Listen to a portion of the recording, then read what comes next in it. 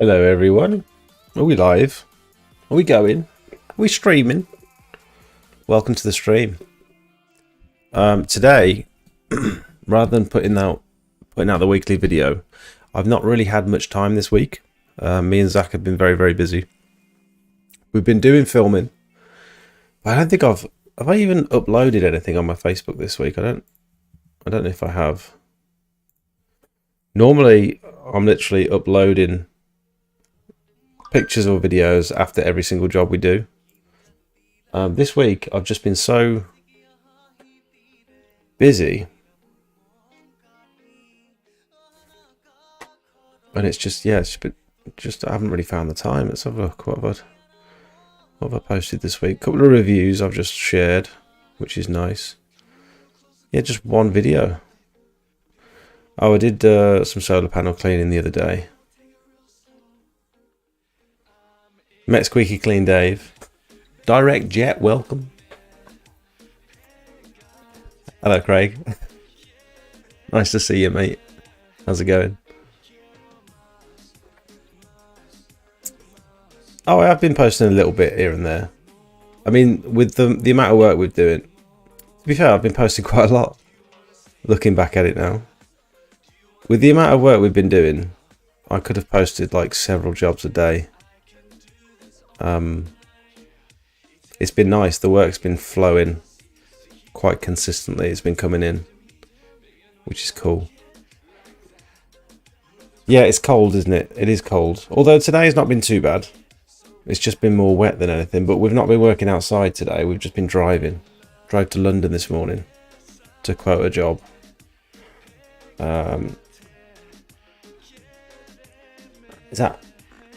Is that Millhouse or my house? I can't see if there's an L in there. Millhouse? Yeah, Al Millhouse, welcome. Hello, Jake and all. How are you finding doing these jobs in the cold? It has been rough. I'll be honest. It's been pretty. The other day, we were doing a school. No, that wasn't the coldest one actually. It was. This was the coldest morning. We headed out. We got to this property at about 8 o'clock in the morning to put this scaffolding tower up, and then we left it there, went off and did a bunch of other jobs, and then came back in the afternoon to start this job. But I couldn't sort of fit everything in the van, so I had to drop this off first, go back and get the ladders, and it's been a bit of a nightmare to be honest. But there was frost on the ground. Our gloves like already felt wet as we started. I've got these thermal waterproof gloves, but sometimes when they're cold it feels like you're just putting on wet gloves, and then so the end of your fingertips just freeze. And I've actually never experienced it where the end of my finger has actually fully gone numb. I've never actually had that before, so it was a very weird sensation. I found myself doing this to try and get some blood to the end of my fingers. It is difficult, like getting up in the morning, getting out of a warm bed, and just trying to force yourself to just quickly get dressed. And I'm normally leaving the house at like 8:30, 8:45, because all my jobs are generally local. But since having Zach on board, we've been travelling a bit further out. And I've been getting up earlier to pick him up. And so I've been leaving the house at like 7:30, 7:45 sometimes, which is a bit new for me. And it's it's definitely cold. I've also bought a radiator for the van, which I don't think I need to use tonight. Is it? Temperature. Yeah, I don't think it's going to freeze tonight.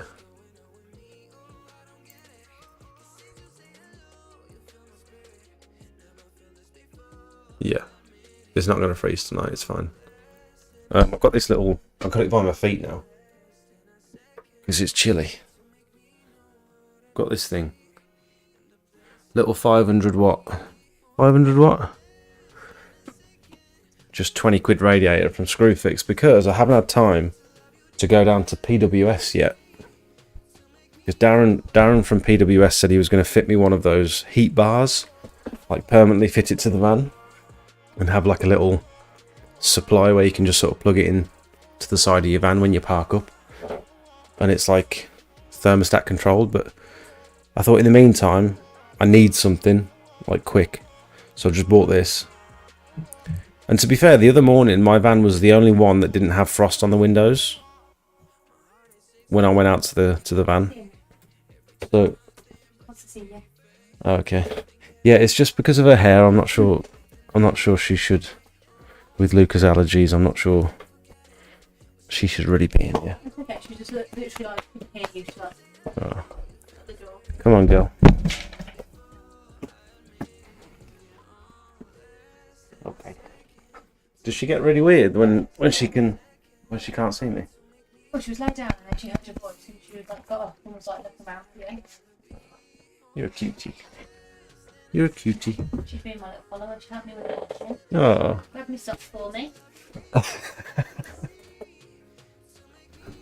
Alright, girlie. Go on then, because I don't want you rubbing all over me while... Look, I've got hair all over me now. Cutie. I'm in my son's room, and he's got, like, pet hair allergies and stuff. And so I don't want her in here, like, rubbing around and getting all crazy. Direct Jet, welcome. Russ, welcome. Bradley. I will get to your questions in just a minute. Hang on. I've bought a surface cleaner. I have a 21 litre per minute. What nozzle do I need, lads? Let's refer to the nozzle chart. Looks like my Wi-Fi is not great tonight, so apologies if there's any issues with the stream. Guides.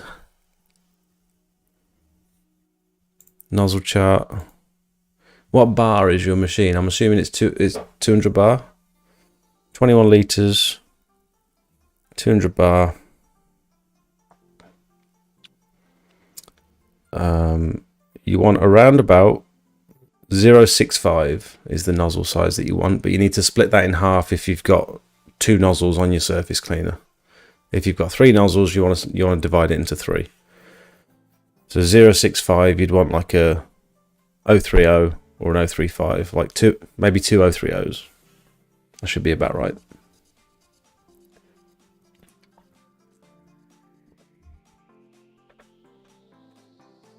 That's based on 200 bar. Don't worry, it's not my real name. Direct jet turbo nozzle is a must.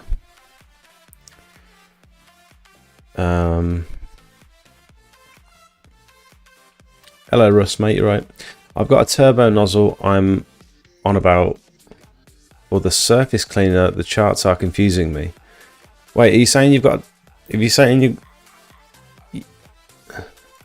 you want to know about a turbo nozzle or the nozzles on your surface cleaner? I'm not sure which one you're talking about now. Hello, mate. Hope you're well. Where did you get the scaffold tower from? I borrowed it from a friend. I'm starting an exterior cleaning business in the coming months. Just curious. I think you can rent them as well you can rent them for about 60 quid from like most tool hire places. 60 quid for the day, 100 quid for the week maybe. They're pretty cheap. That's the one thing about them early starts. The sun hasn't had a chance to thaw things out. Good tyres are a must. Extra weight in the van. Yeah, I mean the solar panels were frozen. They had like a thick layer of frost on them, but by the afternoon, when we actually came to do the job, they were fine. These were absolutely thick of lichen though. They were covered in lichen. And we couldn't actually get it all off. We give them a good old scrub. And we put a bit of biocide on them in the hope that it would start to clear the lichen. And then we'll give them another scrub in about 12 months. Hopefully the biocide takes effect. But yeah, this is what we've been dealing with. We've had a few gutter jobs cancelled. We've had to cancel them. Pretty hefty gutter jobs, to be fair. And just said, look, they're frozen. We're going to have to come back next week.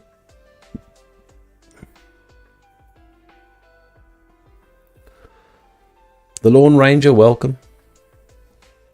Hello, Elliot. You right, mate? are you going to be getting your bro his own van? I think he's only staying for 5 weeks, as much as I'd love for him to stay. And yeah, I don't know. I don't think so. I think we're enjoying working together, and he brings a lot. I think we complement each other quite well. But yeah, I think he's just going back to Australia, so I don't think we're going to be able to work together, unfortunately, for much longer than the 5 weeks that he's over here for. Oh, it might be too bright.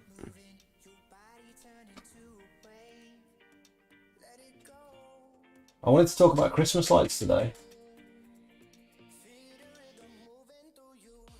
So we've been installing Christmas lights this week. Last week I've done I did 2 sets on my own, which were just family ones, and then since then I think we've done like 7 or 8, 6 or 7 maybe. Squeaky Clean Dave, welcome. How you doing, mate? What nozzle is it? I was on mute. You've asked a question, then you've muted the stream. If you've got a turbo nozzle and your machine is 21 litres per minute, 200 bar, you want an 065. If you're talking about a surface cleaner where you've got 2 nozzles, you want to split that in half, so you want maybe 2 030s or 2 035s. The smaller the orifice, the higher pressure you're going to get, but less flow.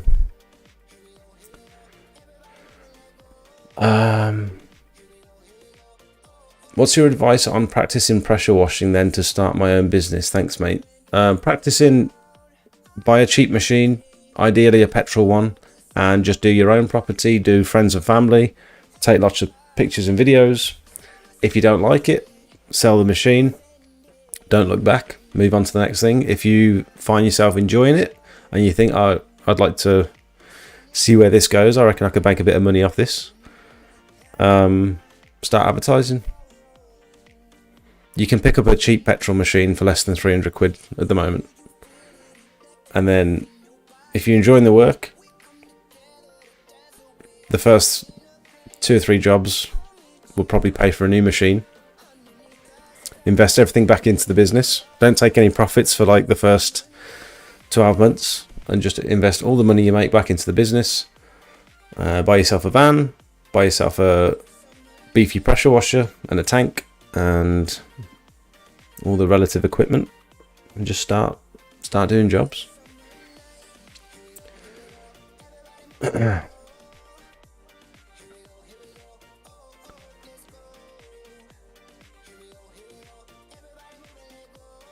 Right, does anyone want these photos?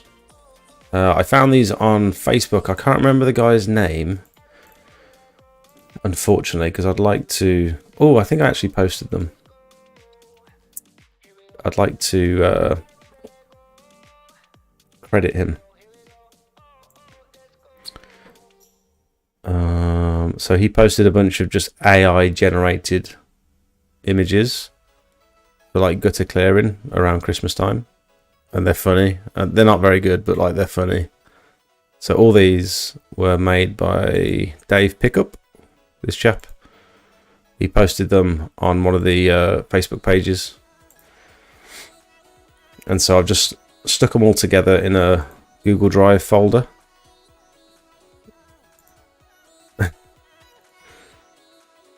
They're just like, they're not very accurate. They're a bit weird, but they might be good for your advertising if you want to use them. He said they're free to use, so yeah, they're quite funny. So I'll paste it in the chat now.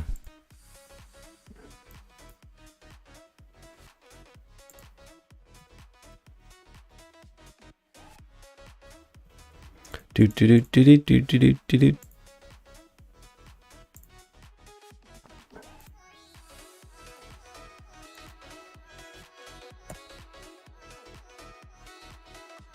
Did that show up?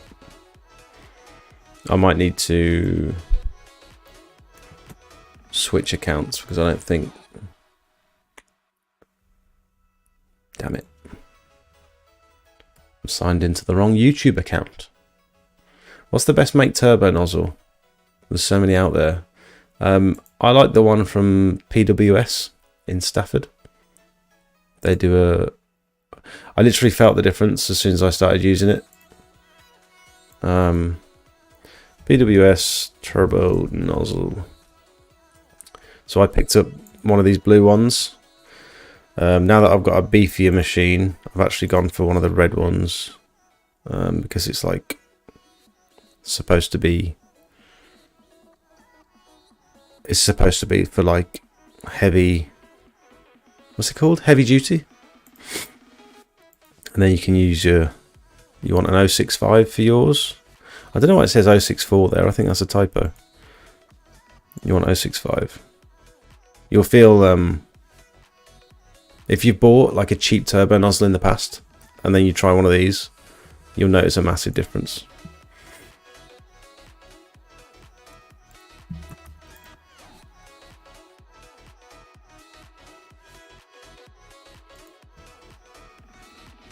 Okay, right, there's the link. Sorry that took so long.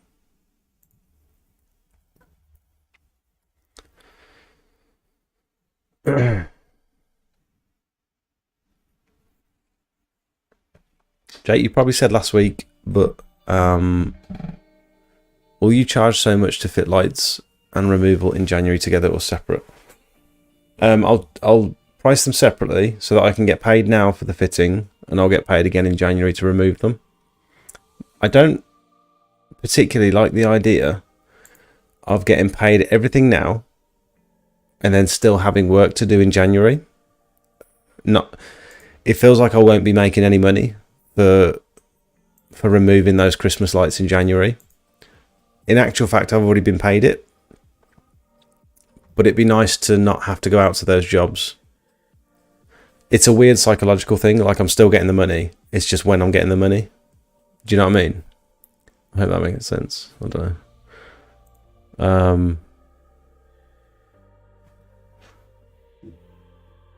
know. Sorry for the confusion on my part. Great how there are so many things there to help. Best of luck with the surface cleaner.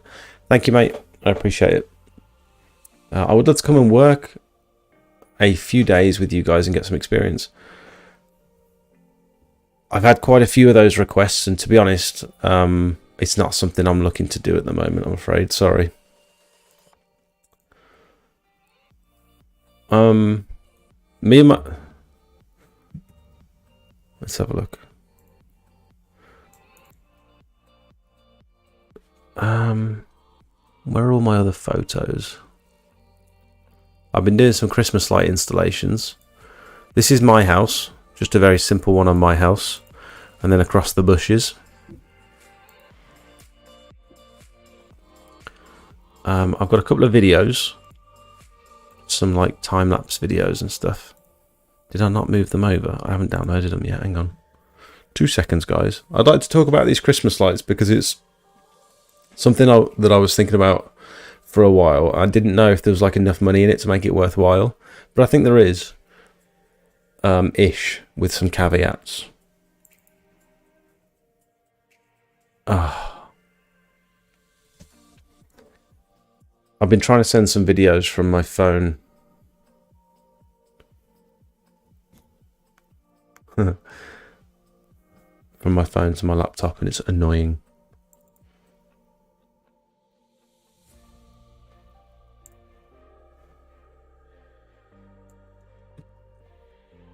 So this is one of the jobs we did recently. So the first thing I'd say is I'm so glad I had Zach with me.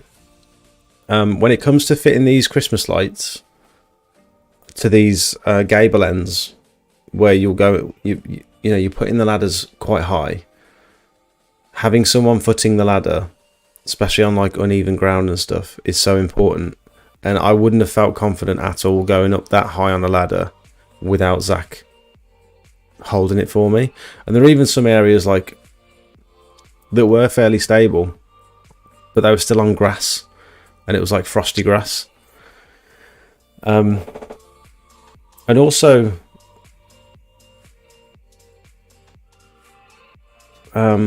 just like having a second person in general to like pass you stuff. And the other thing I did recently was I took the roof box off my van, and I got this triple set of ladders from a family member, because I knew if I'm going to be installing these Christmas lights, I'm not going to be able to use my set, which are on the right, to get up to those. I mean, looking at it now, there's a chance they'd reach because they're not fully extended there. But these ones have got the bar on the bottom of the ladders to stop it from like falling left and right. I forgot what they call that bar at the bottom. It's like a support or something. And these ladders aren't too heavy either, which is nice. These triple ladders, I thought they'd be a lot heavier, but they're actually fine. So I just use the little ladders for when I want to quickly get up and down, and then I pretty much only use the triple ladders to get right to the top of these gable ends. Richard, welcome. You're right. Bradley, I'd been wondering where to get my machine from. I'm going to go all out as I have done this before. Where do you recommend to get everything from? 21 litre per minute, etc. Surface cleaners. There's a few different places you could go. That music's a bit loud.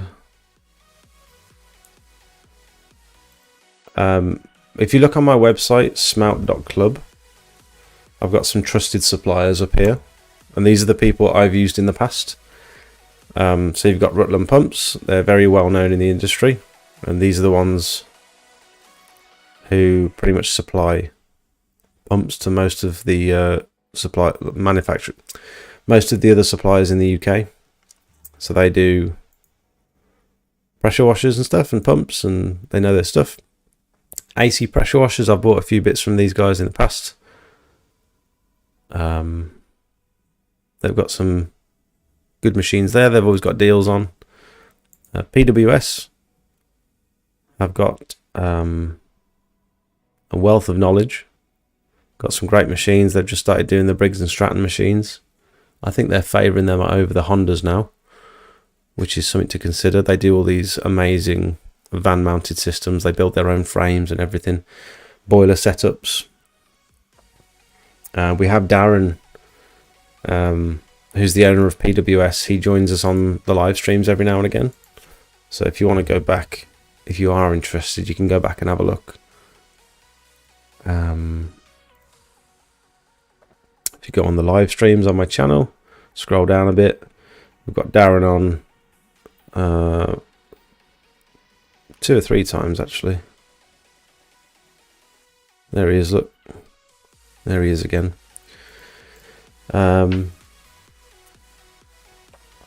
Pressure washer sales and service. They've just added a shop section. They've got these business starter packs.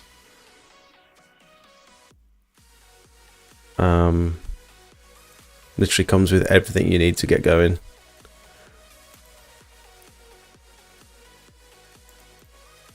These are very local to me, so I use these guys fairly often. And Ollie, the customer service you'll receive from these guys is, some of the best in the industry. They're so lovely. I text Ollie quite regularly when I've got questions and stuff, and he replies within a couple of minutes. Always sorts me out. You've also got Gutter Vacuum Systems. I think the last couple of years they've started supplying pressure washers as well. So they have a 15 litre per minute or a 21 litre per minute Tsunami machine. So yeah, there's lots of options out there, and these are all people that I've used in the past, and they're all on my website, smelt.club.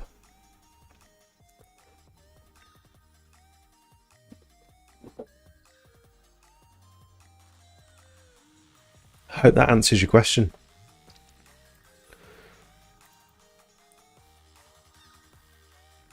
I was really hoping I'd have all these videos downloaded by the time we went live, because that's Very annoying.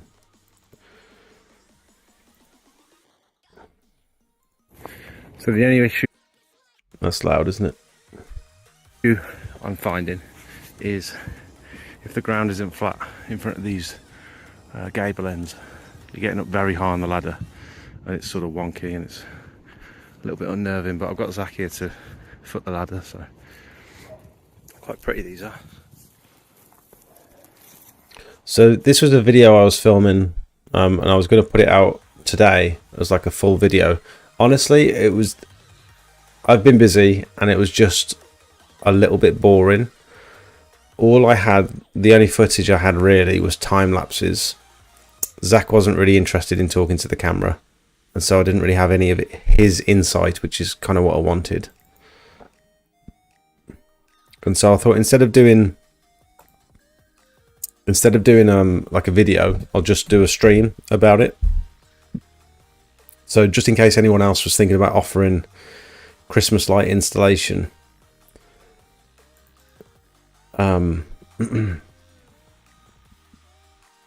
so the things I used were these cable clips. So these clips that go into the brick, you can hammer these into the mortar. So in places, in those areas where, say for example on the side of my house here, to secure it to this side wall,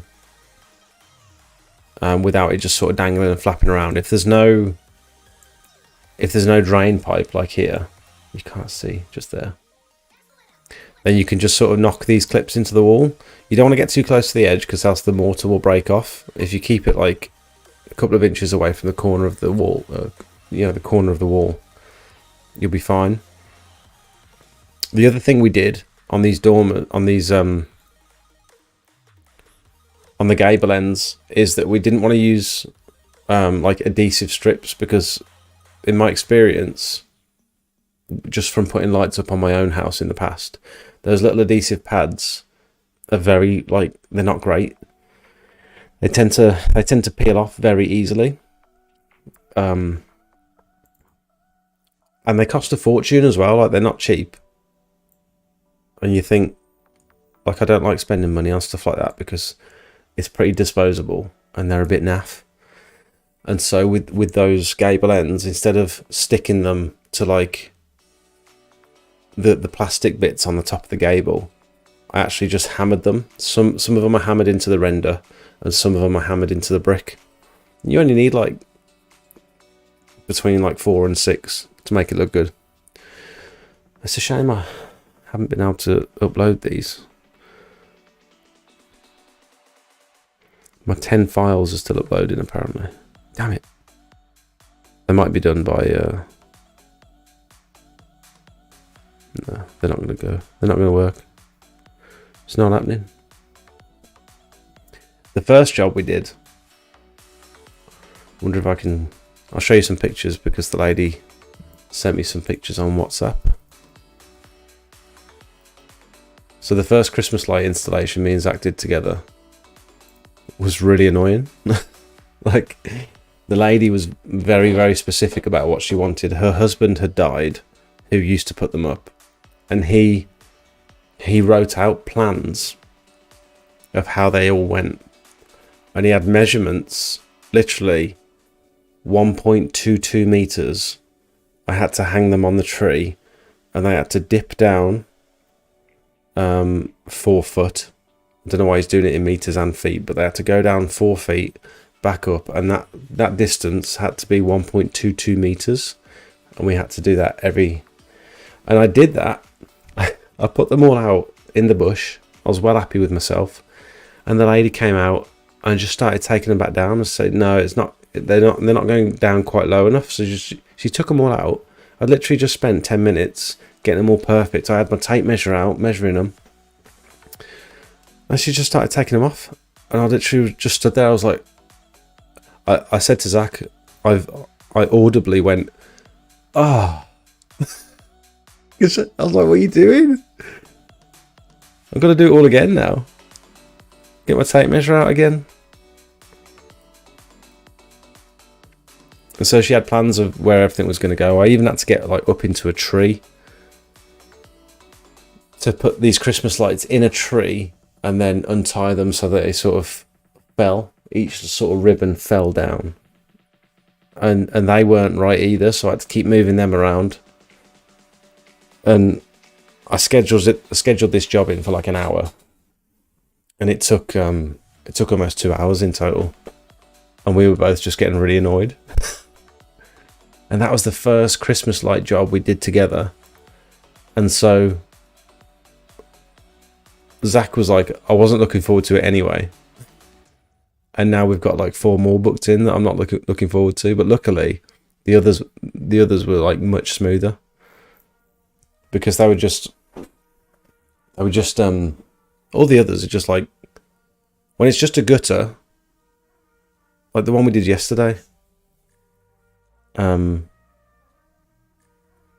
show you the one we did yesterday.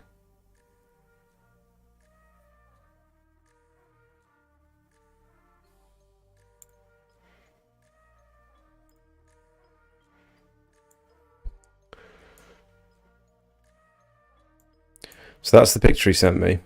That's what he wanted. And that's what we did. These were a different set of lights on the bottom that he already had.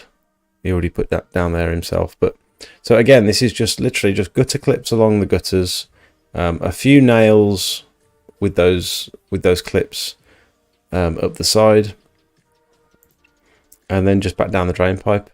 And Zach actually said to me, he went, I was so impressed with how quickly you got those up. On this property, we did gutter vacuum, front and back.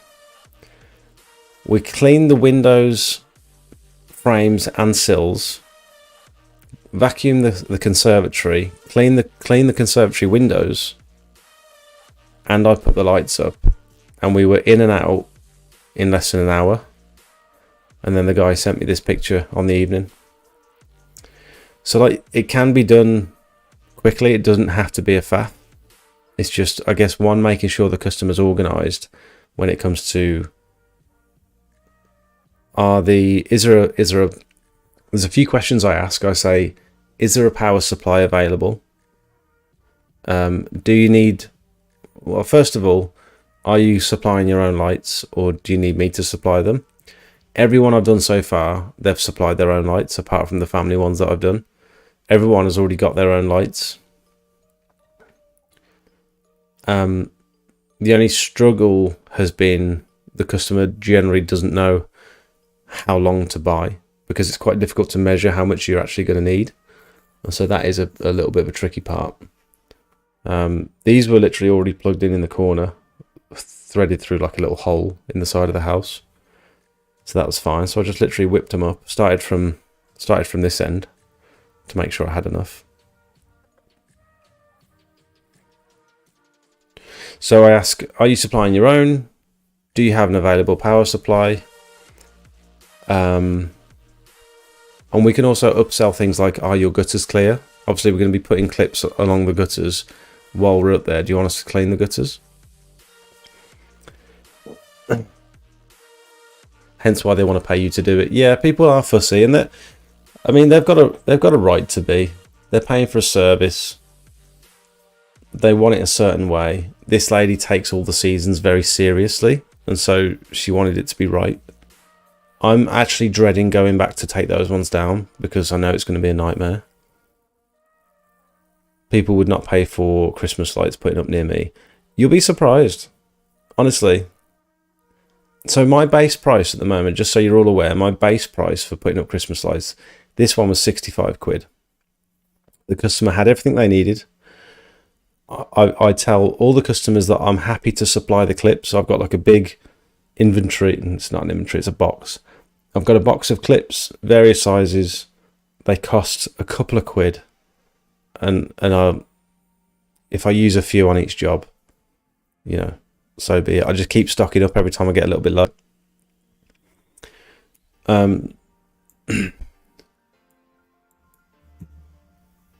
And then, so 65 quid to put those ones up is my base price, because those were super simple. If like there's more to it, I'm being very clear with some of these customers. I'm saying, look, this year is the first time I've put Christmas lights up, and so I'm not totally confident on how I'm pricing it just yet. So this was the other one that you just saw from the time lapse.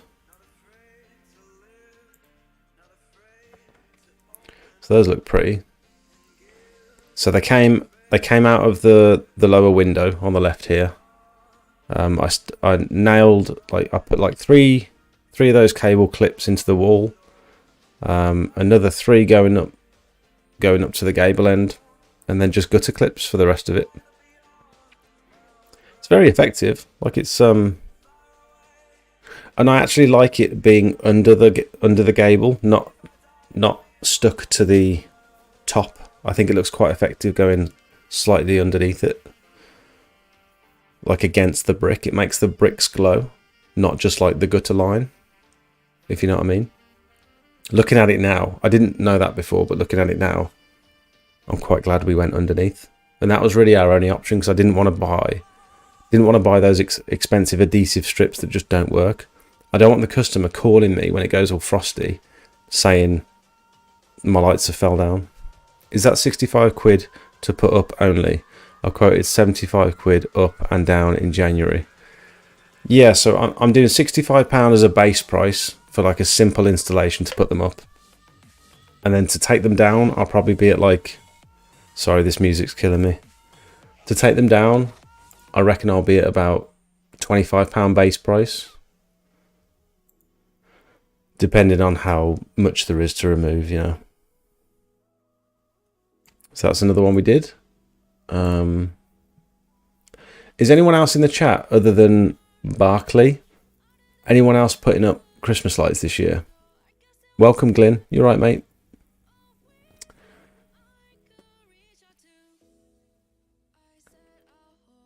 I'm in the process of building my own website on Webador and found it really easy. Nice.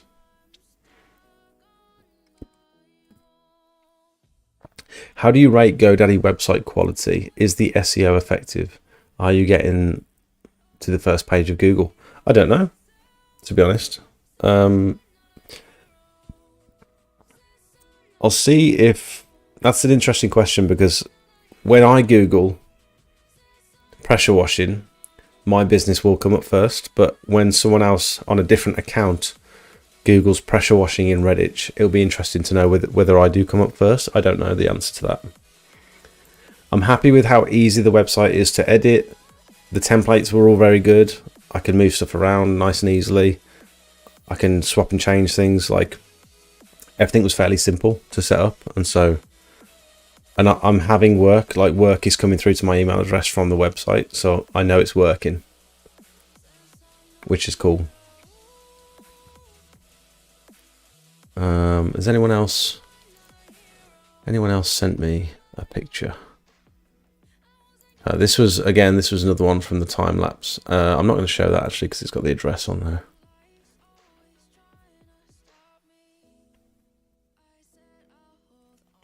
But yeah, putting up Christmas lights, I think you need,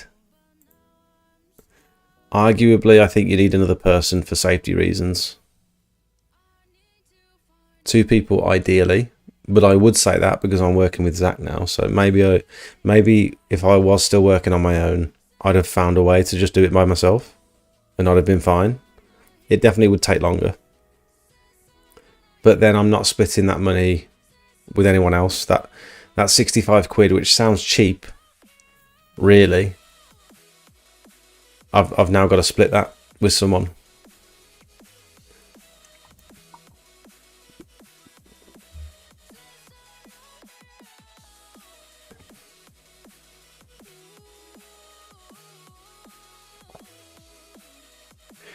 Can you do a video of a pump and gearbox oil change? My machine has done its first 50 hours and I need to change the oil. Mine would be quite difficult to do that on. I actually do have one in the garden that I could do. I think actually... No, I didn't do one. I was going to do a live stream of one, I think. I'm sure there's plenty on YouTube. HK did do a video of that. You're very right. You're very right. HK pressure washing. He did. Sorry, HK jet washing, my bad.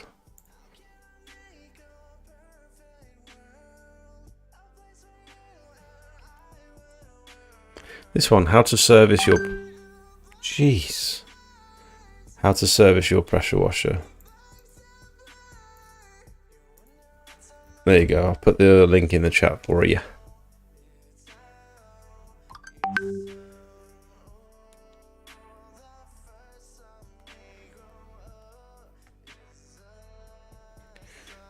Oh, Squeaky Dave said he might have done one as well. Squeaky Dave. Dave, send it me on WhatsApp if you have. Because you won't be allowed to post links in the chat.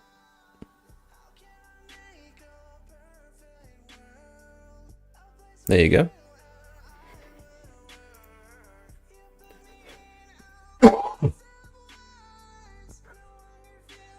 I fitted a Wi-Fi enabled outdoor socket at the front of my house.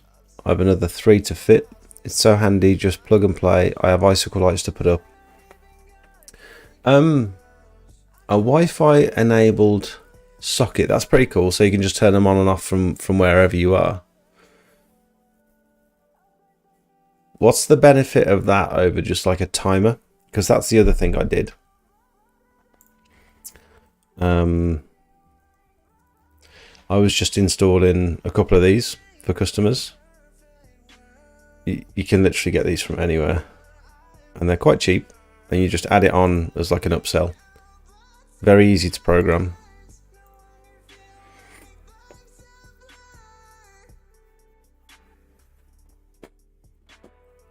The other thing I found that was quite beneficial to do was there are lots of different options when it comes to putting the lights up. Like, where do you go with this piece? Do you want to go up and round? Do you want to start from this end and finish at this end? Like, there's lots of little questions, and I think based on what we've done, it's good to like involve the customer and say, I've got a question about this. Do you want to come outside and have a look and just let me know what you want me to do? People appreciate that because they can tell you're not just sort of throwing them up. You're not going to make a mistake because they've asked you to do it. And a couple of the reviews that people left, they literally said like nothing was too much. Really pleased with the job.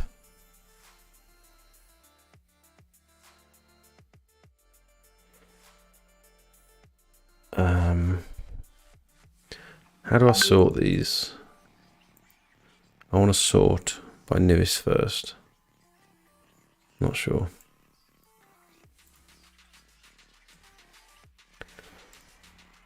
Here we go. How are you drying the fluids? Oil and fuel drainage for transport. Going back to the manufacturer. Well,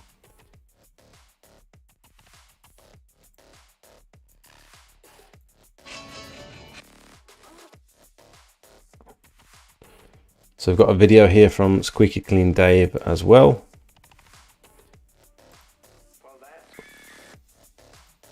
Get you the link to that. Oh, you got your dog in the background as well. I met this dog the other day. Where's he gone?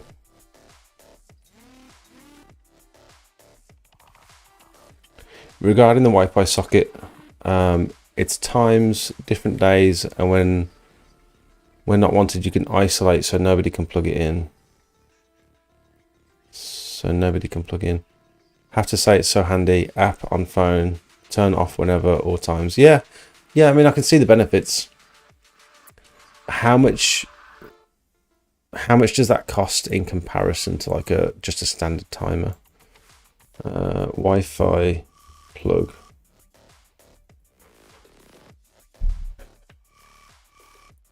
Oh, they're not actually that expensive. Oh no. Is this a what? I'm not talking about like a TP link where I want to connect two together.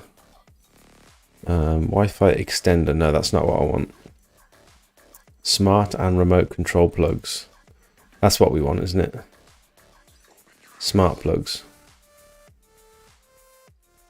Yeah, that's what we want.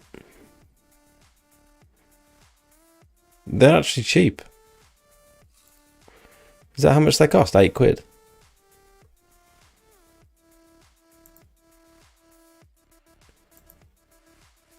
Oh no, this is the wrong thing.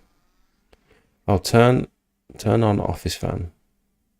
Oh, so you can do multiple things with them. Okay. Yeah, maybe that is what I'm thinking about. Cool.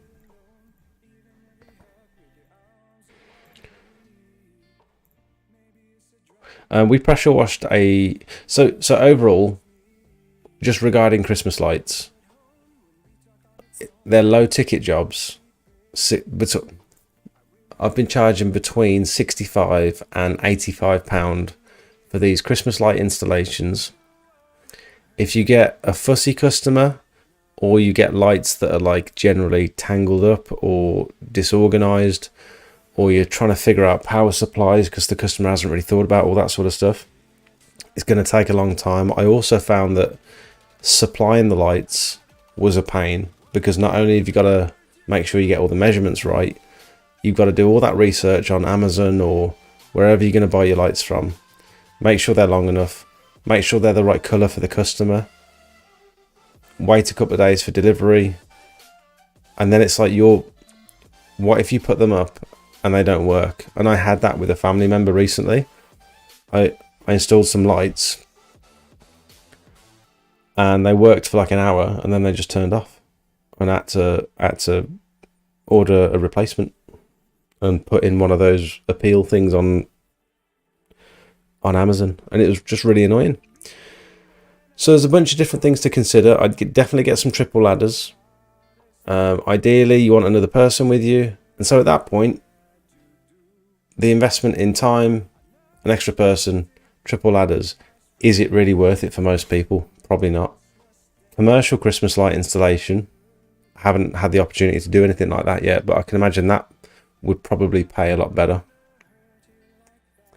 I don't know how these Americans are doing it, where they're getting, like, I saw one the other day, he had all these pre-made packs, pre-made boxes of Christmas lights and fittings ready to go.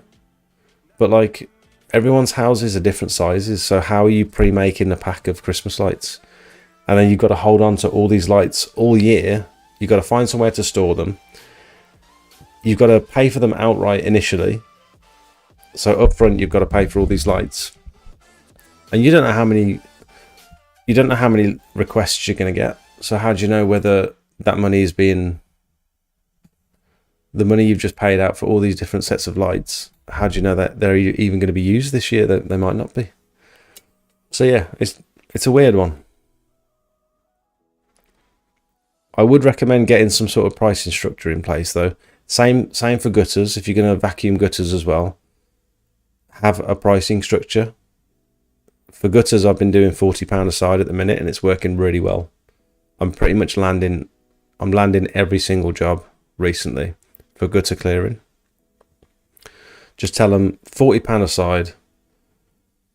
They can work it out themselves at that point.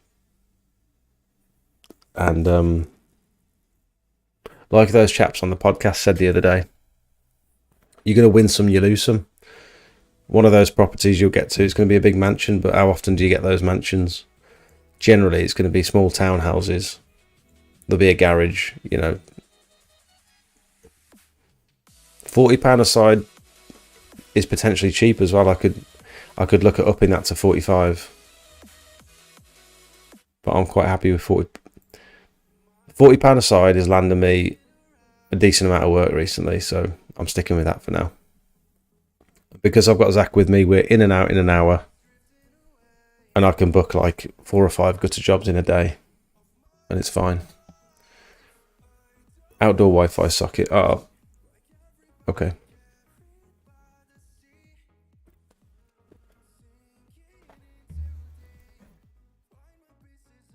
Hello, Matt. You're right, mate. if you've got a budget of £1,000, PWS have just introduced their Hyundai machine, 15 litre per minute, including VAT. It comes in at under £1,000. So you might want to have a look at that.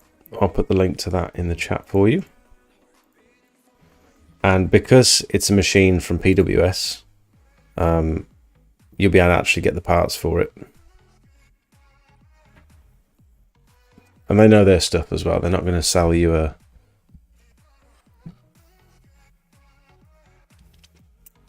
Yeah, anyway.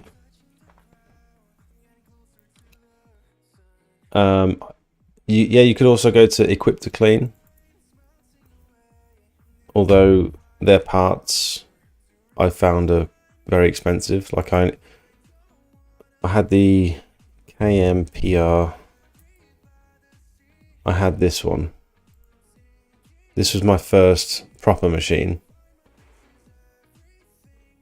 I had a couple of issues with the unloader valve, a little spring in the unloader valve. I've still got it. It still works fine. It did me solid, actually. I was quite impressed with it. I took the big handle off and stuff so I could just mount it in the van. When I say mount it in the van, I literally just put it in the van and did my best to strap it down.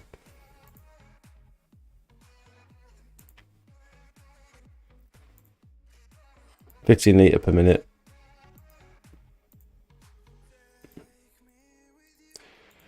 So the issue I had was inside here.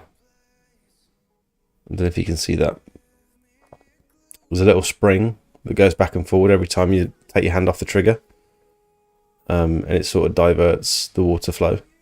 And that spring kept literally disintegrating. And it would fly through my hose, through my lance, and it would get stuck in my turbo nozzles, and it would get stuck in my surface cleaner.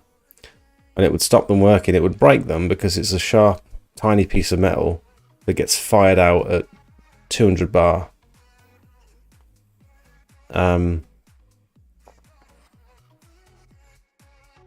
And to replace that little part there was about 21 quid for a spring. And then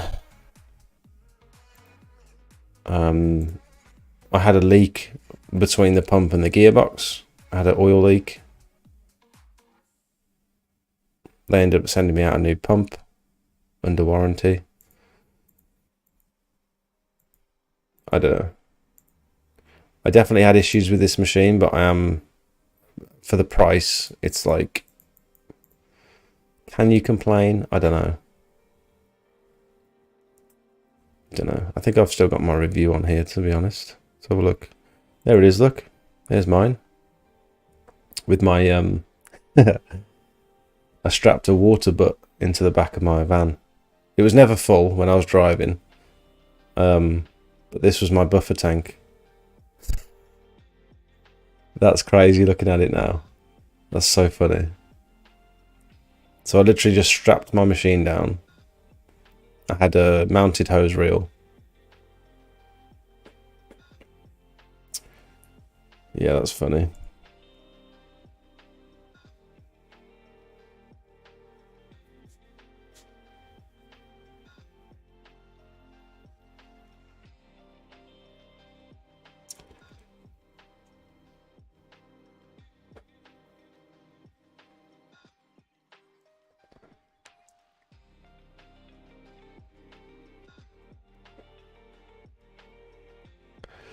Hey Luke, you right, mate?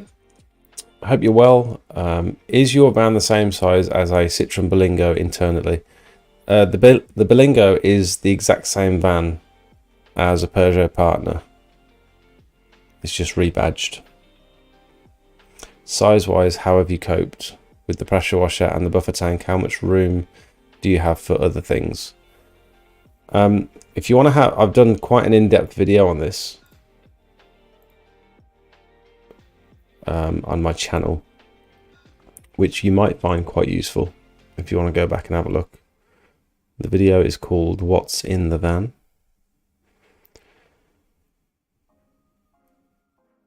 just here.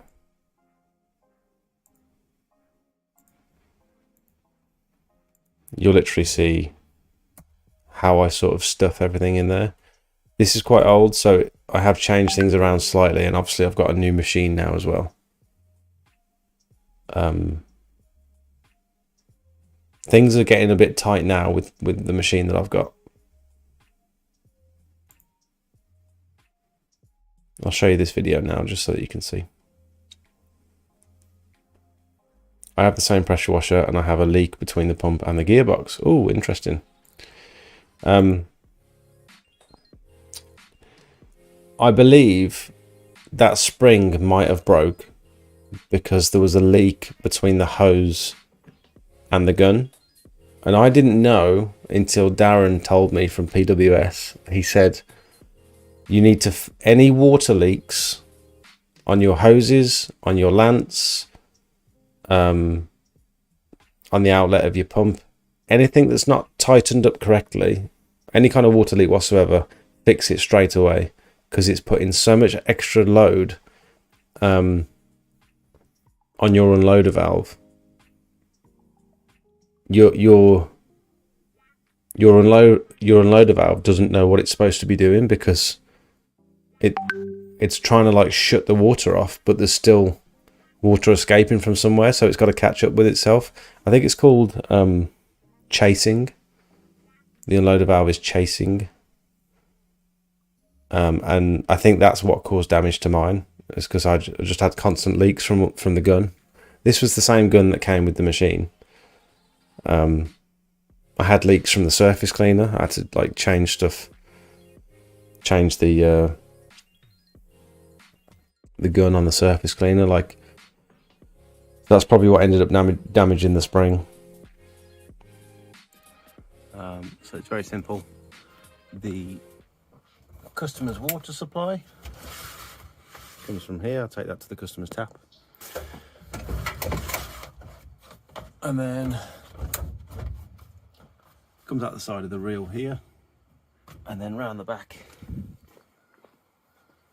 You can sort of get an idea of how much space there is, I think. Round the back there. Then it comes into here, and this has just like, it's like a toilet siphon. I think they call it a stopcock or a bull cock. Wouldn't recommend that anymore. I wouldn't recommend that style of valve anymore. There's a newer one, which you'll see on my buffer tank video. Side that when it gets full, this rises and then it shuts off the water supply. And then I've got a tap on the bottom, and then this pipe goes round there. It would normally be like that. I like to try and keep it flat, so that the level of the machine is of a similar height to the level of the water. I'm not sure really how the physics works, but you want the machine to be lower than the water supply, basically, or lower than the resting level of the water. So ideally, I'd want my tank to be at least half full at all times while I'm pressure washing. I've seen some people. That's mainly from starting it when there's like no water in the pipes, because something to do with the way it draws water, the way it pulls. Once it's started pulling and there's no more air left in the hose, you don't need to worry so much about that. But if that feed hose is full of air, you need that water level to be higher than the pump for it to draw properly. To get rid of all the air. And just put it straight into the top of like a barrel or a bin. Some machines don't like that, and you get troubles with like air locks and things, and it doesn't suck the water through properly. But that's. Are you drinking Carlsberg, Jake? I am. My brother had a go at me for this. I just saw it in the garage the other day. It was like £8 for 10 cans, which I thought was fine. It was either that or Bud Light, but it's the Pilsner version. It's the Carlsberg Pilsner. which is what we were drinking in Cyprus on holiday, and I quite liked it. So, yeah. Is that bad? Is it bad that I'm drinking Carlsberg? My brother said it's absolute rubbish. he said, why have you bought that? It's gross. There's a reason why it's £8. Yeah, he's right. No. Well, I happened to go in teetotal. I did for like 5 weeks, and I was never planning on being totally sober. I just wanted to see how it made me feel. So last year I did it for 5 weeks. This year I did it for another 5 weeks, just to see if there was a difference in how I was feeling and my capacity for remembering stuff, being organised, being less anxious, all those things. It was just a test for me, really. But it's like, I enjoy it. There are so many occasions that we go to. Like, it's crazy how much stuff we do. Family birthdays, family events. When we go out for food, we go out and see our friends. We sort of take in turns with our friends to like cook and stuff and host. We host quite often. And to not be able to have a drink, it really does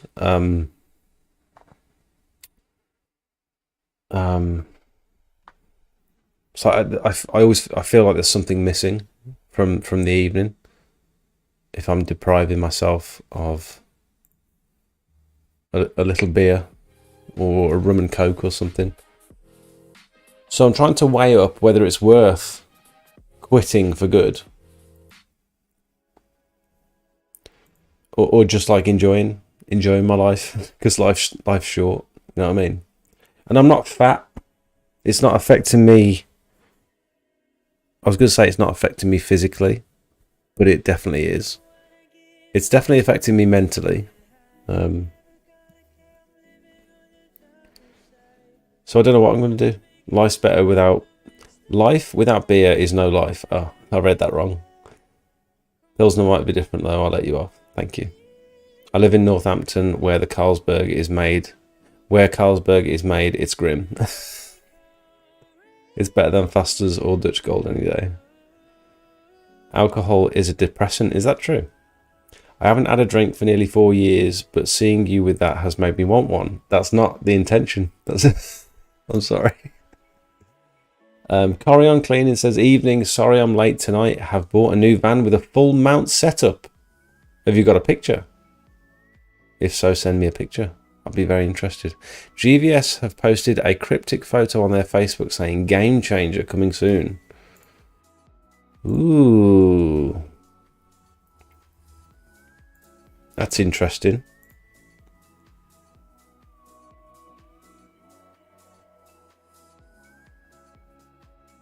Do you mean on their Instagram?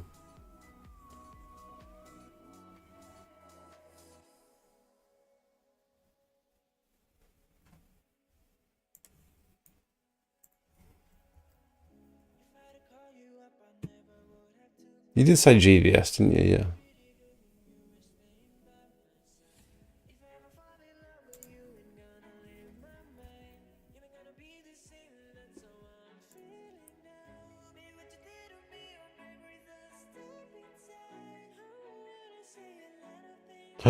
I see it.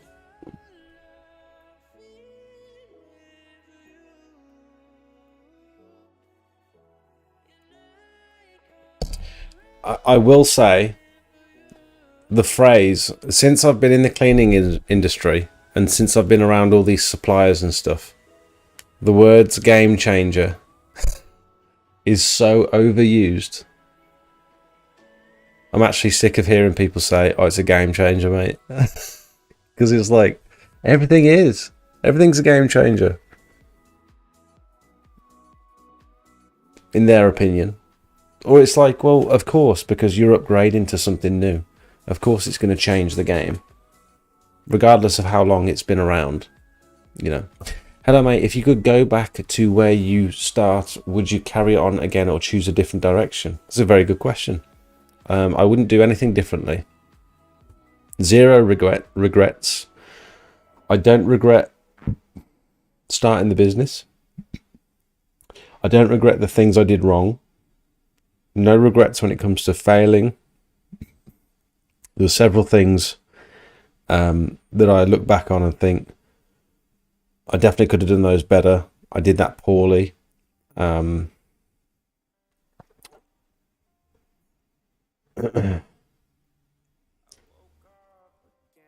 Maybe the route in which maybe the sort of equipment that I bought. But if I changed any of those things, I wouldn't be in the position I am today. By buying like cheaper equipment and having it fail fairly quickly, and then having to go and source more expensive equipment that was clearly more reliable, shopping in the right places. I think I might change the way in which I spent the money. There is some purchases that I wish I'd have just put on, maybe on finance or got like a business loan for or something, rather than buying it outright, because both my accountant and my brother said, yeah, don't buy expensive equipment with your liquid cash. Keep your liquid cash, and if you can put something on 0% interest for 12 months or 24 months or whatever, or 6 months, it's better to keep your cash and pay something on 0% interest. It's like free money, and it's like a free loan essentially. It's not free money, but in my head I'm always thinking, well, I've got the cash, I don't want to be in debt, I might as well buy it. But that's not how business works. That's not a good business decision. And so it's like, it's been a bit of a learning curve.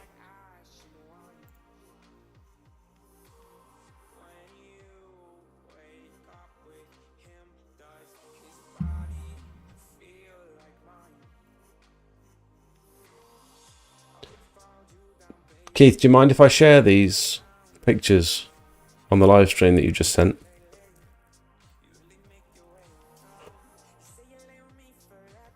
Oh.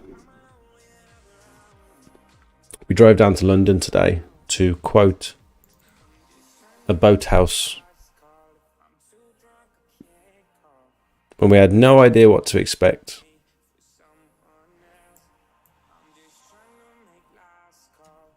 It was a government quote for the Environment Agency. So we didn't really know what we drove just over 2 hours and we didn't know what we were going down to quote. We knew they had a rough price in mind, but that's about it. So I'll show you some pictures in a sec.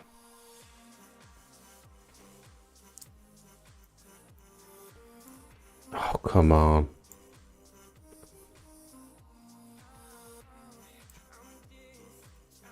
Oh my gosh.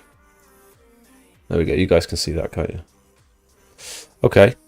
So did you say you bought is it a new van with a van mount setup already in it? So that looks like a soft wash pump. Is that a soft wash pump on the side? Like a soft wash?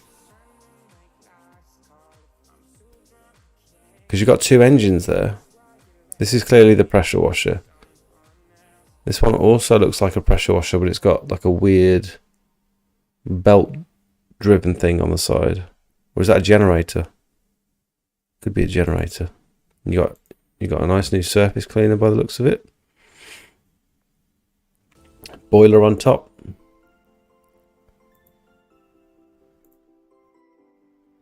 Yeah, what is that? Is that a soft wash engine? Soft wash pump.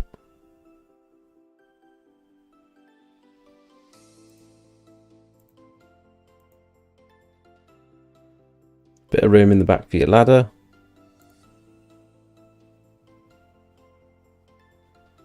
You managed to fit quite a lot in there, haven't you? I think I'd benefit from some racking like that. I just haven't got any room. I'm actually quite looking forward to a new van. What's this thing now?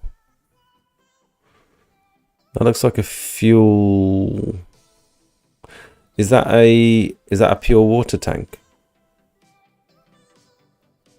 It's got like a sight glass on the side to show you how much is in it, but there's also these dials on the front. Looks like a window cleaning tank, maybe.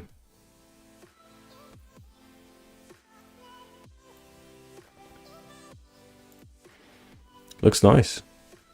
Is that your gutter poles down the side in that bag?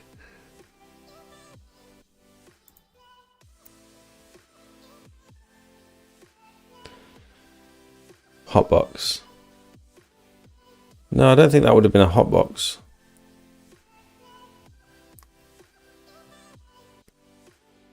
It looked like a big tank. It's a big red tank. Got a big lid on the top, look. And it's got a window cleaning rail above it. I'm guessing that's a pure water tank. Can you leave pure water sat in like a plastic barrel for as long as you like? Does it? It doesn't like absorb any of the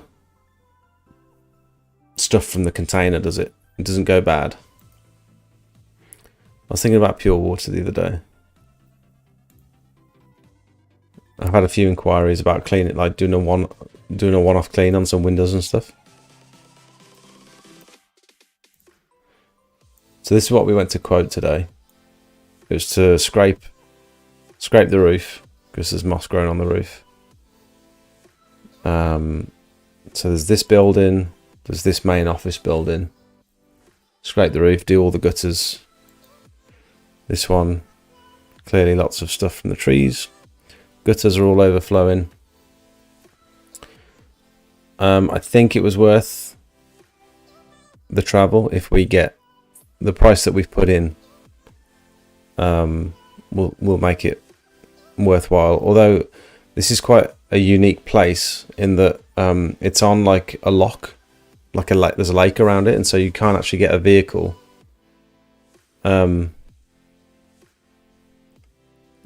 Anywhere near where you want to, where we need to work, and so it would be a case of parking the vehicle, parking the van, and then carrying our equipment across a lock, carrying our ladders, gutter vacuum, all the other stuff to get here. So that adds a unique challenge. I always look at that sort of stuff and think that's like a story. That's like a cool story. But I think I look at it from a perspective of that would make a cool video. But yeah, the gutters are absolutely rammed.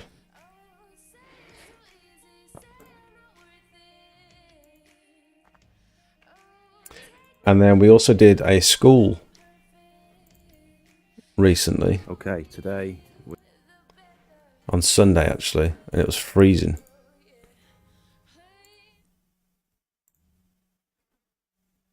The red thing looks like a window cleaning tank, and the second motor had a 110 volt outlet, so I'm guessing it's a generator.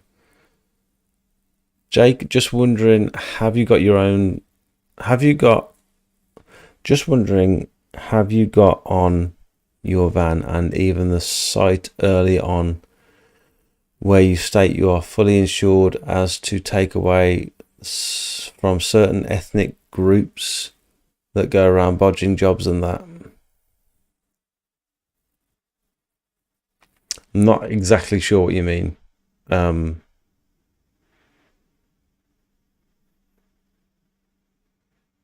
not sure what you mean, mate. I'm sorry. There's a few different directions in that. Sorry. So this is a school that we worked on the other day, Sunday. Okay, yesterday. We are at Crowell First School, and we're just cleaning their fire exit because one of the teachers slipped over the other day in all this moss. Absolutely thick of moss. Zach's having a little go at scraping it. I don't know if it's worth it, but oh, that bit's coming up. So we're cleaning all these slabs, all the tarmac here. It looks like quite a small area, but it was about 100 square meters. I reckon. We thought the tap was going to be frozen, but it's actually fine. Got the new hose reel, 50 meters, reaches all the way around to the tap, no problem. I realised here you can see it's actually leaking because I hadn't fitted that connector properly. I've got a new hose reel, which I thought was quite interesting. 50 meters, super high quality hose. The hose cart is cheap and a little bit naff, to be honest, but it works. It's actually massive as well. Yeah, this area was like, it doesn't look like much, but it stretched out for quite a way, and it was like a good, I think it was just over 120 meters squared. Because if you put that into like driveways, like that's a whole driveway there on its own, pretty much. This section of slabs is like 2 decent sized driveways, and then you've got this winding. Yeah, I think it was bigger than what I'd imagined in my head, even though we went to see it. Dave, I don't want to tell you how much the reel was, because I'm embarrassed to even say it because it was so expensive. I can't believe how much I paid for this hose. It was so expensive. I don't even want to talk about it.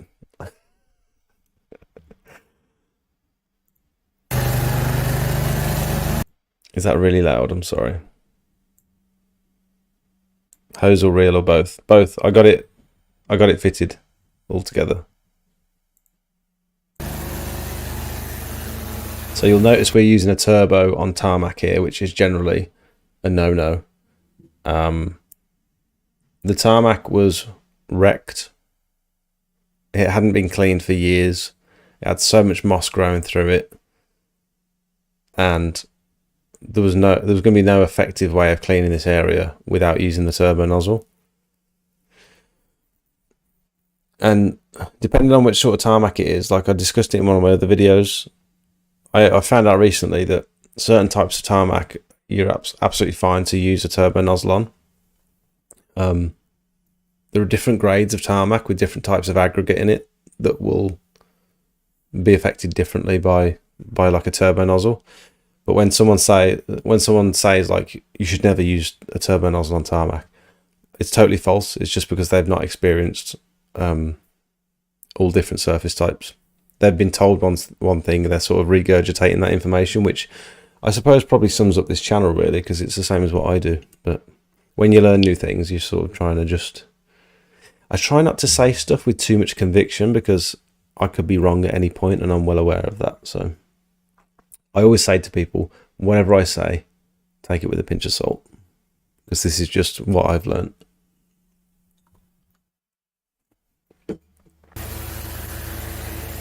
You can see how much loose grit. See how much loose grit's coming up. But these barrels, we actually underestimated how much crap was going to come up from the surface, and luckily they had like 3 of these big bins just sort of sat there. The caretaker came from over the road. He said, "Oh, I didn't know you guys were pressure washing today."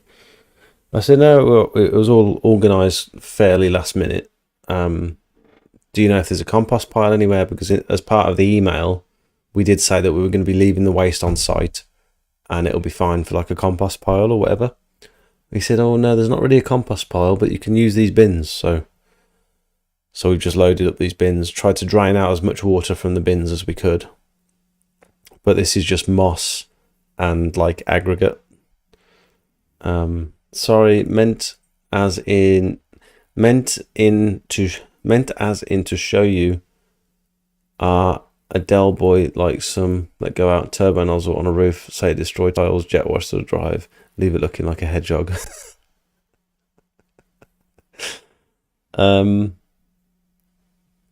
If you're asking if that's what I do, no, I'm not a Del boy. I don't think that's what you're asking, but are you just making a comment that there are some people out there like that? They're not insured.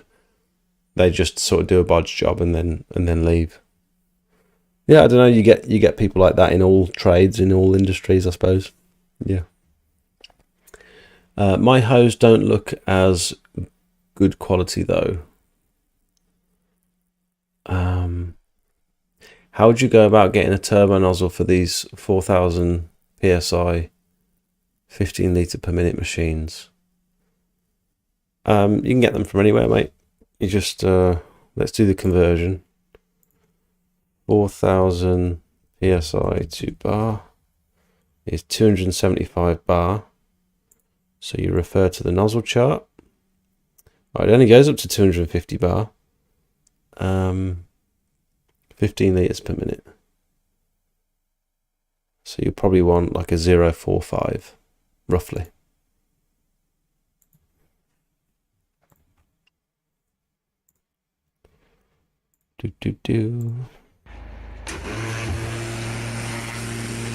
These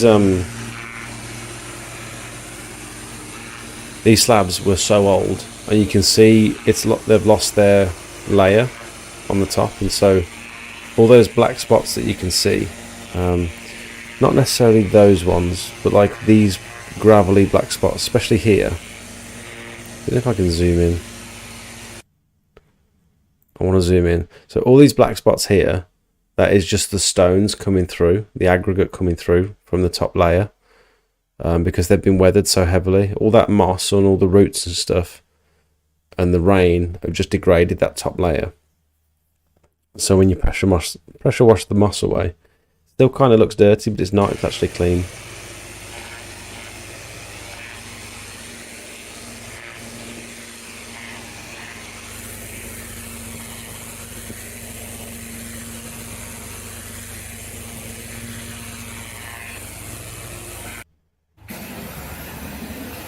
Zach rinsing down with the X-Jet. But one of the issues we had here was very low water pressure from the tap, and it meant that we had to keep stopping every so often to wait for the tank to fill up. And when you're using certain nozzle types like the X-Jet allows a lot of water through, whereas say for example the little green nozzle, the 45 degree, sorry, the 45 degree, no, the 25 degree green nozzle that comes with like most machines as standard, domestic machines anyway, that doesn't let very much water through, so you can turn your unloader valve down, turn the revs down, and you can do like a very low pressure wash or rinse down. But if you change to something like the X-Jet, where the orifice inside the trigger is like much bigger, even though you can adjust how it fans out and stuff, it's still letting all the water through, and so we were rinsing through the tank a lot quicker. So what we did actually, this turbo nozzle that I'm using here, this one is an 0.45 from my old machine. So I've turned the pressure down, turned the unloader down, turn the revs down, and it allowed us to use just as much water that was coming into the tank from the customer's hose, from the water supply, and so the tank wasn't really dropping. Whereas we tried my red turbo nozzle, which was a 0.80, I don't know why I'm saying 0.80. It was an 0.80 size nozzle, and you could literally watch the tank drain, even though it was still being filled up with the hose. The level in the tank was dropping so much quicker using the bigger turbo nozzle. So all I'd say is, if you're using like a big machine, like a high powered machine, anything 21 litres per minute upwards, I'd have a few different types of sized turbo nozzle, and ideally surface cleaner nozzles as well, just so that you can actually control how much water you're putting out. And it's quite important for, like, if you've got a smaller machine, to make sure you've actually got the appropriate nozzles, because if they're too big or too small, your cleaning power is going to be massively affected. This is Zach putting down some biocide. We're just trying out a new, it's like a snow foam lance from Pressure Washer Sales and Service. So we've just filled this up with biocide just to give it a try. It worked really well actually. Foamed up nicely. We only put about 1.5 litres in this snow foam lance, and it lasted and we're all done. We got 2 trips out of it. So we went from the top end all the way down backwards, and then we started again from the top end and went all the way down backwards, and we still had some biocide left over. So it was really effective. That was actually a bigger job than it looked. Luckily the drainage was all good. These slabs have got all the aggregate coming through. You can tell they're very old slabs. They are clean, they just don't look particularly clean. The best bit really is the block paving. That's come up really nice. Much better than it was. Doesn't look that impressive from the video, but it was a good like before and after.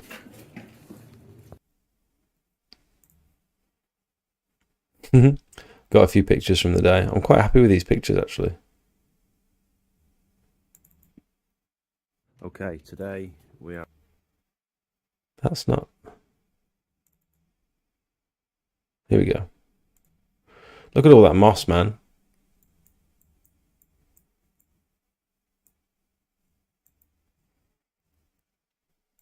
It's a good job we did. God, that's so loud.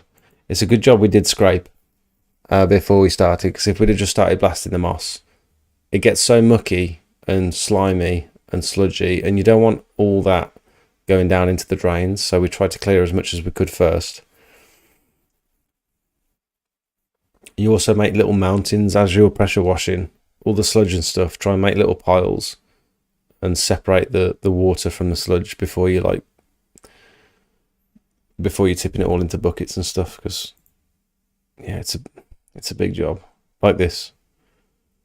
So sort of making little piles everywhere, allowing the water to sort of drain out before we scooped it up.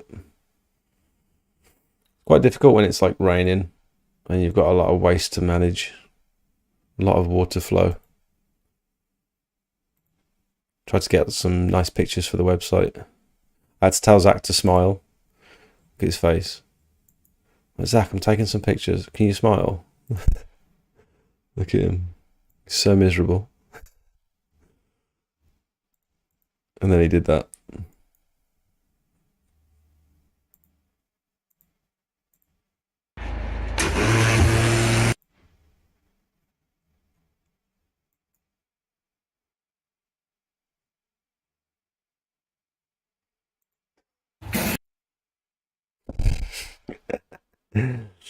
How much was that job? So we charged it. We priced it, expecting more work from this school. So we priced it at 300 quid, which was fairly cheap for the size of the area and the amount of waste that there was. But considering we didn't have to we weren't taking any of the waste away. The drainage was really good, and it took us a couple of hours, 3 hours maybe. Yeah, it weren't bad. Certainly didn't lose money on it, but we've also quoted for all the gutters around the entire building. They've got a much bigger block paved area, like a path around the other side. You know, they've got a playground. Some of their gutters are leaking. We're potentially going to be doing other work there as well, so we priced it with that in mind. I think this is a really good shot for the website. What do you think of that? Rule of thirds, so I'll probably have Zach around about there. Look at that for a photo.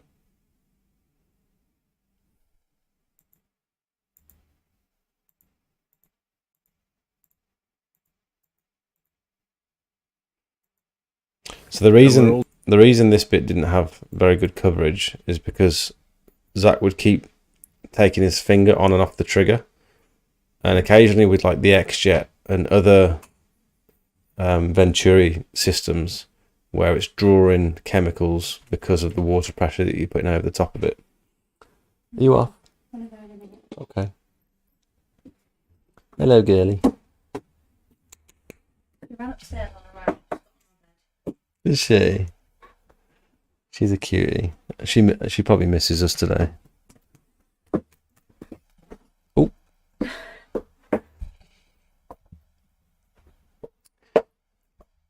So every time he took his finger off the trigger, it would take another few seconds to start pulling the chemical, and so you'd get like a diluted. It would start spraying water basically. Right, I'm gonna go. Okay. Come on, Coda. Run back into our room. Come on, downstairs. Yeah, you're gonna have to go down, girly. You can't come up here. Down. She doesn't want to. Water. Okay, see you in a bit. Love you. Love you. McFlurry Mondays. McFlurry Monday. Come on, baby, go. McFlurry Mondays. Linda on our bed. Go see her. You'll have to take it down. I know, I'm trying to. Okay. Right. Love you. Love you. See you in a bit. Bye. Come on, Coda. McFlurry Mondays. I can't remember what I was saying. Wheelbarrow or a couple of buckets with holes in. Yeah, someone sent me a picture. It was Dave. Dave sent me a picture. Or a video.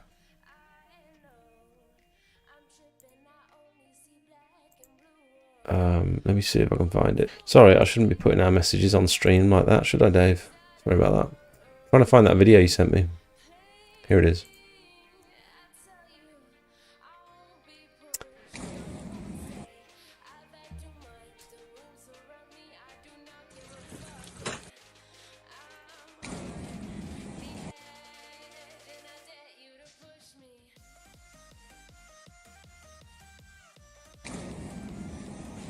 I've got one of these plastic wheelbarrows as well. I just couldn't fit it in the van.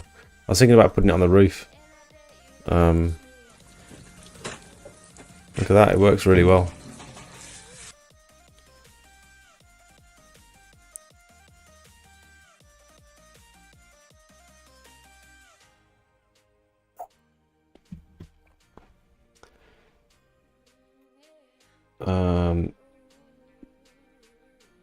He's just come back from Australia and you're making him work in the rain while getting sprayed to death too.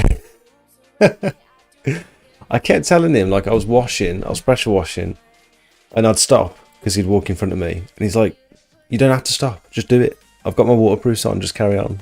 I felt so bad because every time you burst the gun as well, every time you pull the trigger for the first time, there's like a pressure, like an initial burst, and so it got him in the eye and he was like, oh. I was like, I told you. But it's just that initial burst. When you're actually washing, it's fine. As soon as you take your finger off and put it back on the trigger, there's like, it splats mud everywhere. How much was the foam gun? I was given it to test, so I don't know.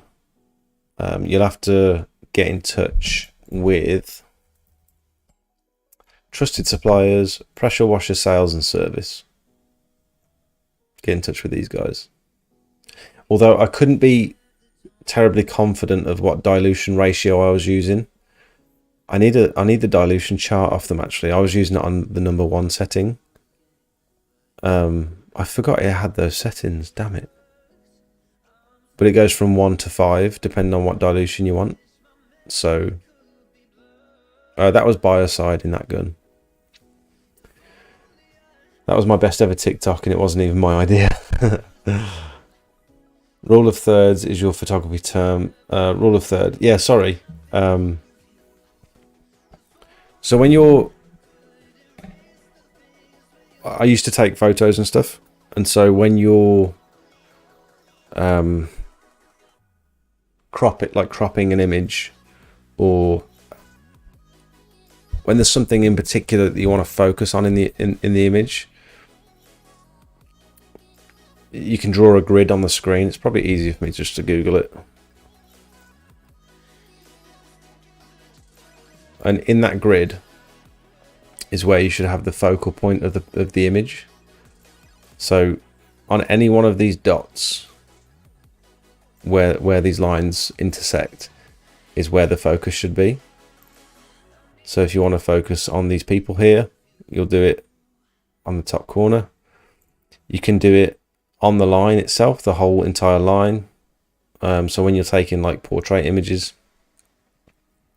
you could just have their face centered. it just generally makes for like a much more professional looking intentional photo rather than just like a random shot. Not so great for like before and after images, but for things for like website images and stuff, it's definitely something you want to consider. When I'm taking photos, you can't. I don't think I've got it on my new phone, but on my old phone, when I'm taking photos, you can actually turn the grid on. It's one of the settings in your phone, in your photos settings. You can turn that grid on, and so you can always make sure that the image is like exactly where you want it to be, or the focal point of view. Yeah, you know exactly what I'm saying. I don't need to explain that anymore. Sorry. Over explaining. Yeah, so we filled up 2 of these.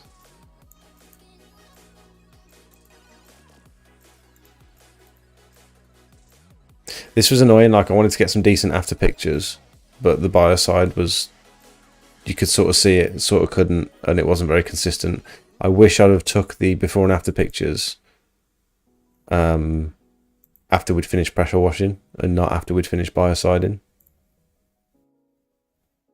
But we just wanted to sort of get home at that point because it was a very miserable morning.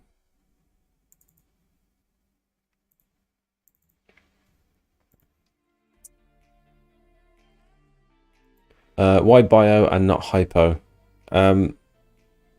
So in that particular job,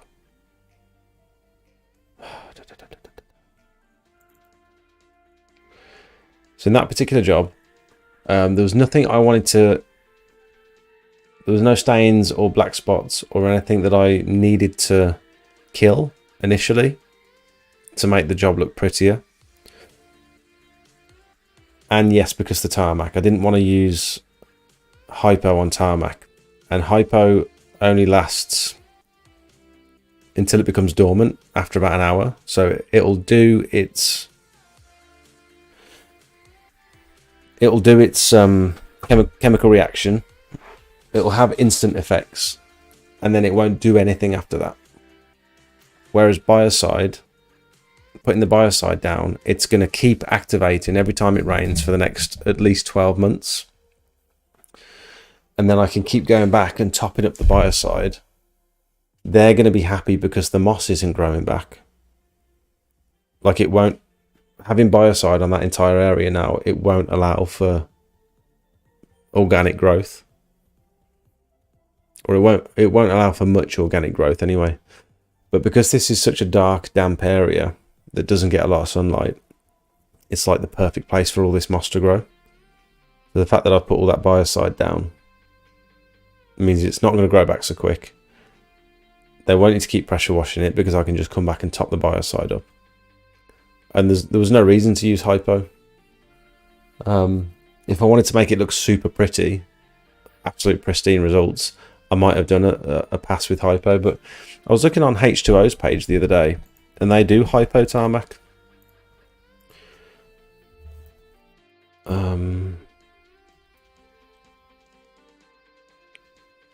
They wash the tarmac, put hypo down, and then rinse it. Oh, this is the Edgbaston job. Oh, look. I'm in the video. Woo! Oh, I thought they might have tagged me. They haven't. Sad. Let's have a look at this.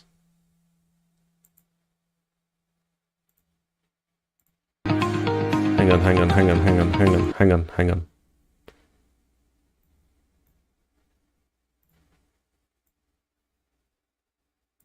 I going to get demonetized for the... What's that? Is that pop out? Yeah, that's better. Yeah.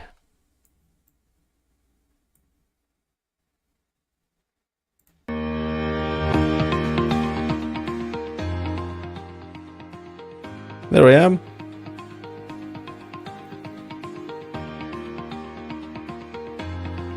He got some really good drone shots while we were doing this.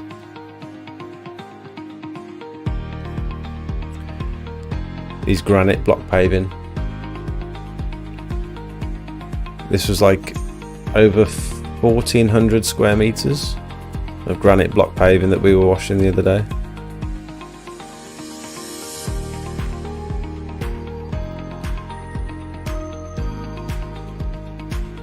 And some of these shop fronts we were washing as well. Block paving and various slabs.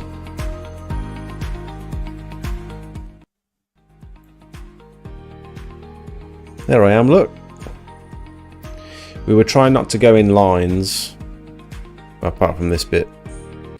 Oh, is that it? Oh, it's only a minute long. We were trying not to go in lines with the surface cleaner because it was, it would leave like marks. It would leave like quite obvious streaks. So we had to sort of go in circular motions. That's a nice little shot, isn't it? Wicked, I like that. I'm off to bed. Have a good week all. Thanks, Dave. See you, mate. Do you ever use hypo followed by bio? Yes. Yeah, you can do. I'd always upsell it to the customer and just say, look, I'm going to do a chemical treatment as part of the clean anyway. But if you'd like it to look like this in 3 months, in 6 months, in 12 months, you might want to consider a biocide treatment. And also it's a really like fantastic upsell if you're also sealing the surface. So if you're applying like a sealer to some natural stone or even to a block paved driveway, and then say, right, well, once the sealer's dry, I'm going to come back in about 2 weeks. I'm going to put some biocide down, and then we're going to top it up every 8 to 12 months. And that means your driveway can look like this all year round, and you won't have to keep pressure washing it every year. So it's a really good like add-on. But you can't add it on unless the surface is like good initially. If it's already starting to grow weeds back and stuff, biocide isn't a weed killer, so I'd sort of pick and choose the jobs that you offer it on. But also biocide is just generally good anyway if it's a surface that you can't use hypo on. So if it's quite a sensitive surface, just use hypo instead of biocide. Just use biocide instead of hypo. Oh, that looks like a fun roof clean. God, when you've got all the equipment.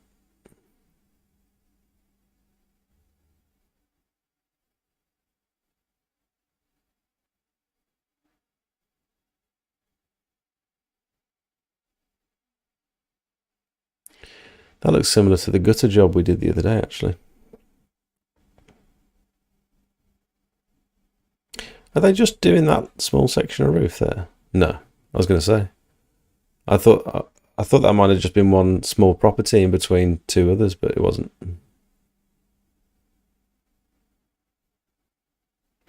Oh, I'd love to do that. I haven't done any roof cleaning from like a cherry picker or anything yet. I think that'd be well fun. Probably a killer on the arms. Oh, look at that. Is that all biocide? Damn.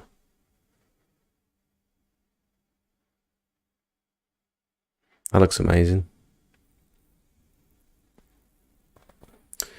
Hi Jake, do you use the cloth filter on your GVS 3600 all the time? I know it has to be dry for dry use. On the GVS 3600, you use the cloth filter for wet use as well. Wait, I might be wrong. I can't actually remember. I haven't used that machine in a while. I've been hiring it out to a friend because I can't really fit it in my van at the minute. with all the other stuff I've got in there. I don't know. It'll be on their website.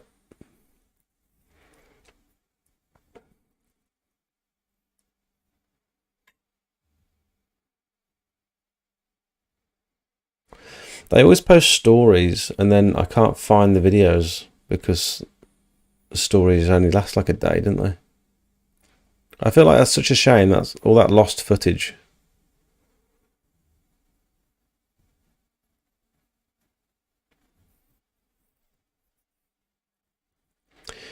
Right, I think I'm going to leave it there, guys. I've pretty much got through everything I wanted to talk about today. This is interesting. What's this all about? Coming soon. Game changer. Curious. I painted a huge hay barn shed roof many years back using the XESB van with a cherry picker attached. It was deadly. Hard work, but deadly. Something I'm really considering. Like deadly in a good way.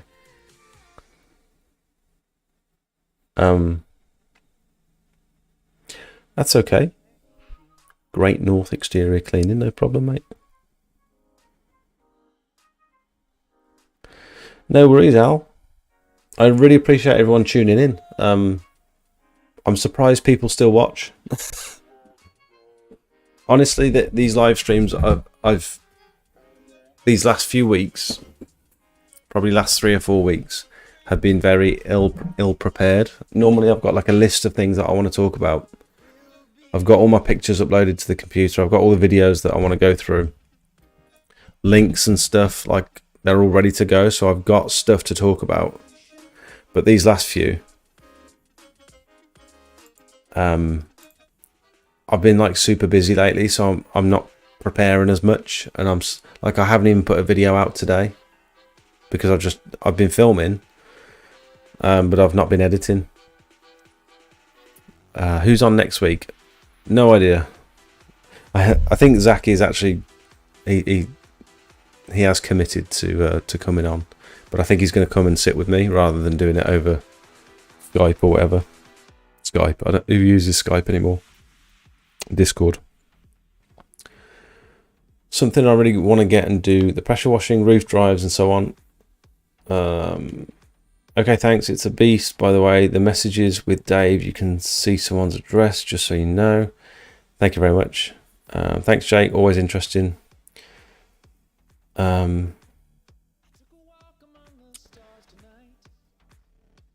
guys. Thank you. I'm just going to play a little advert. I hope you don't mind. And yeah, cheers. Have a good one. Now, these videos take a lot of time and effort to film and edit on top of trying to run a successful pressure washing business. If you find any of the information in my videos useful, then I'd like for you to consider becoming a paid member of the channel. Circle members and above will get access to my private Discord for members only, where you can pretty much get a hold of me 24 hours a day for inspiration, technical help, marketing advice, or just a general chat. I post pictures and videos that you won't see on any of my other socials. You'll be the first to hear about giveaways, special offers and announcements, and it's just generally a nice place full of like-minded people who are all heading towards similar goals. We've got various different experience levels. We've got a few professionals in the chat as well. If you want to push your business, in my opinion, this is the place to be. We also have 2 other membership tiers. One is just to show a bit of support for the channel, and the other one is for boosted members, which will not only give you access to the private Discord, but also loads of high quality promotional images for you to start your business. I know what it's like when you're ready to get going, but you don't have any before and after pictures to put on your leaflets. At the moment, there's about 150 images that you can use for pretty much whatever you like, and my intention is to constantly update these over the next few years with all of my before and afters that have helped promote my business. Last thing before I let you go, new videos come out every Monday night at 5:30, and then I go live at 7:30 to chat to you guys and answer as many questions as possible. We do live quotes for real customers and just generally keep up to date with everything going on in the pressure washing world. Thanks for watching. Back to the video.